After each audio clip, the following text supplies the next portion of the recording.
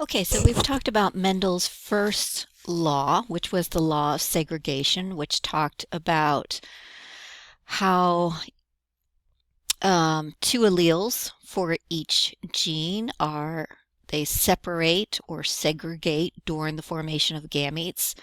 So the law of segregation basically deals with one gene at a time and explains how alleles separate when gametes are formed. And so now we're going to talk about Mendel's law of independent assortment. And this kind of goes back to what we were dealing with meiosis again. So the law of independent assortment states that genes for different characters are inherited independently of each other. So the um, one gene's alleles basically does not influence how the alleles for another gene are going to be divvied out into the cells that are produced. So this basically applies when genes are located on different chromosomes or that they're far apart on the same chromosome. Okay, so we're going to look at an example where we have two characters. So character one is seed shape, and we could have the alleles for being round or the alleles for being wrinkled. Character two is for seed color, and they could be yellow in color or they could be green in color. So we see yellow is dominant and green is recessive. So we have the capital Y for yellow and lowercase y for green, capital R for the dominant round, and lowercase r for wrinkled. Now you might get really nervous when you start looking at this Punnett square here. All right, don't worry, I'm not going to ask you to do a Punnett square like this one. But the idea that I want to show here, without going into too much detail, is that when we're looking at an individual, right, now we have two characters that we're looking at. I don't know if I can draw a nice little line to separate this. And now you can't really see what the letters are. But basically, the idea is that you've got two genes here, two alleles for one gene. So the RR is for seed shape, and then you've got the YY for seed color. And an individual will have two alleles for each one of these genes, right? Because they inherited from their parents. Same thing over here. We've got a green wrinkled seed, so we have two alleles for seed shape, and then the two Ys for seed color. So these individuals will go through the process of meiosis to produce gametes. And this individual will pass on an allele for seed shape, and this one will get an allele for seed color as well within that gamete. So we see both characters represented and one allele for each of them. And this one, the parent can only pass on the recessive allele for seed shape and the recessive allele for seed color.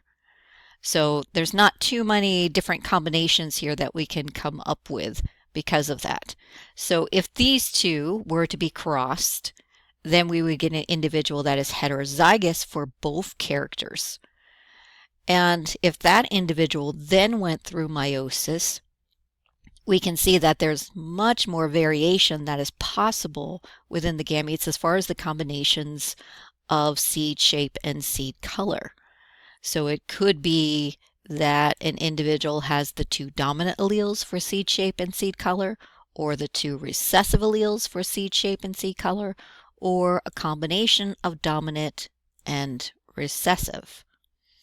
And so now when you do a Punnett square, you can have all these possibilities across the top. And if it's self-fertilized, we place them across the sides. And then you start filling in your Punnett square and you get much more variation in these with our round yellow seeds, our green round seeds, our green wrinkled, and our yellow wrinkled seeds. Okay, so the idea here is that for the law of independent assortment, that it deals with two or more genes. So we're saying basically that seed shape is responsible for one gene and seed color is responsible for another gene.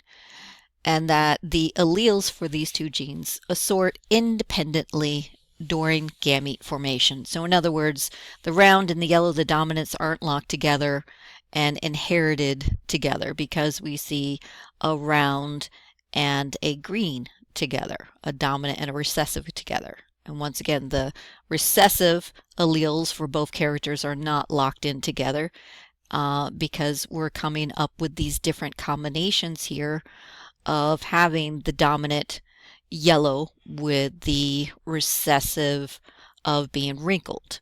Okay, so they're not inherited that way. So they are probably on different chromosomes, and they're going to assort independently of each other when it goes through the process of meiosis to make gametes. Okay, so don't want to get too bogged down in that. So let's talk about a few other forms of inheritance. So everything's not as nice and neat as what we've been dealing with, where we have one allele that is completely dominant to a recessive allele. So that when we combine the dominant and the recessive together in the heterozygous genotype, we have the dominant phenotype that's being expressed. That's not always the case. So one example is what we call incomplete dominance. So this is a case where here we've got a red flower and a white flower. So these are snapdragons.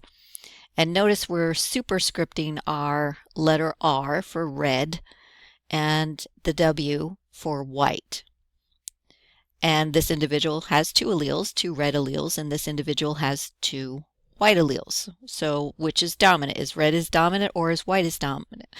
And we're using the capital letter for the red and a capital letter for the white. What we find out when we cross the red with the white snapdragon is that we get pink snapdragons. So it's not like we were dealing with before, where the dominant was the one that was present in the next generation, or what we call that F1 generation. And then if we allowed that F1 generation to self-fertilize, we then saw purple and white reappear again. Here we have pink. So if we think about this, what's happening is the individual's inheriting a red allele, and they're also inheriting a white allele. So the flower is producing the red pigment, but the other allele is not making red pigment at all. And typically with white, there's no pigment that's being produced.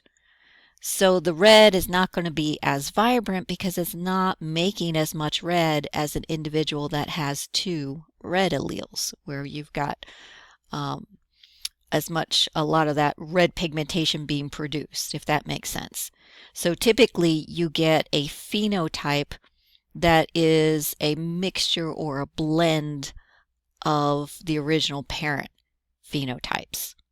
So this is what we call incomplete dominance. We see a third phenotype arise because we have red as one phenotype, white as another phenotype, and now we got pink. That's a third phenotype.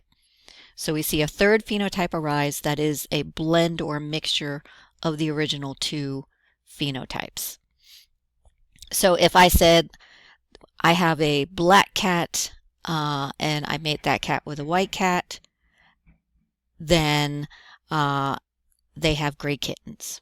That would be an example of incomplete dominance. Okay.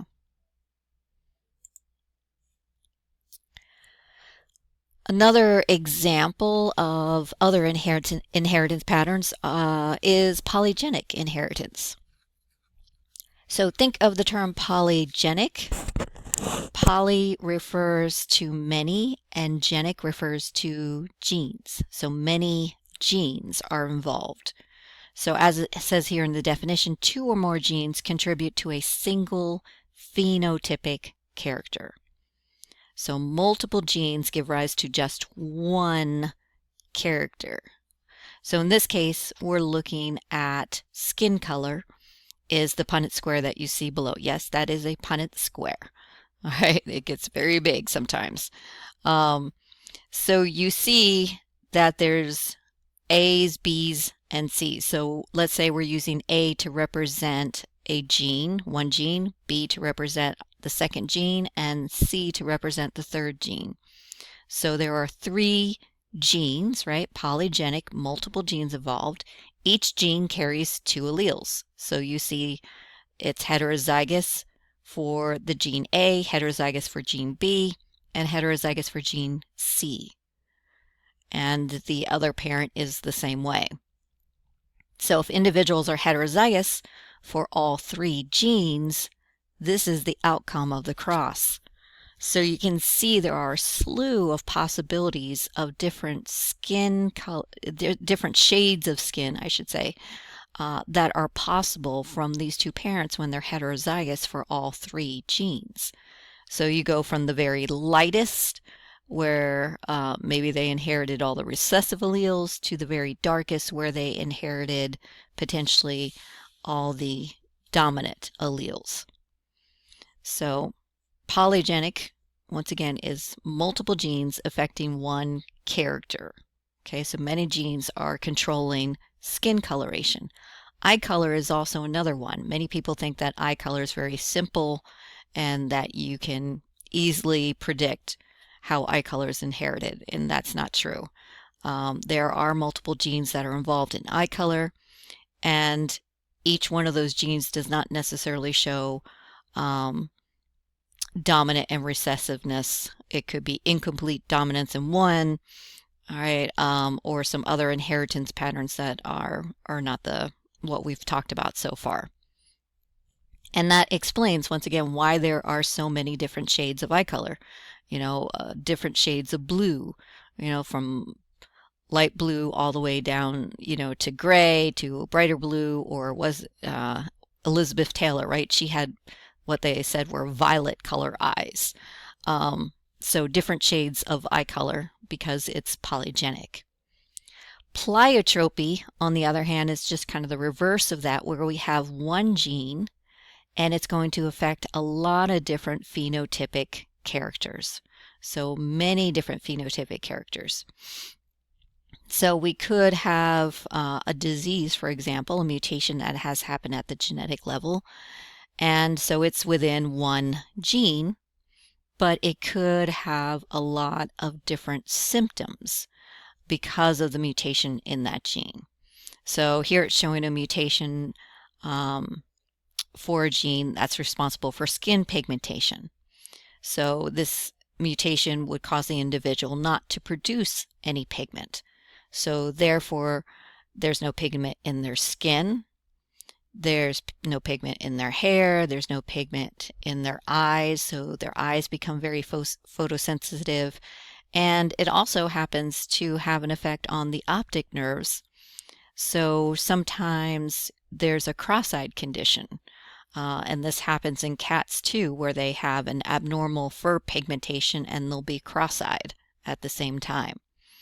If you look up a frizzle chicken, all right, frizzle chicken, these chickens have curved feathers because of something that has occurred in one of the genes. So their feathers actually curl outward, and they also tend to have very rapid heart rates. They tend to eat more. I don't think they lay as many eggs as other chickens. So there's a lot of different phenotypic effects just from that one gene.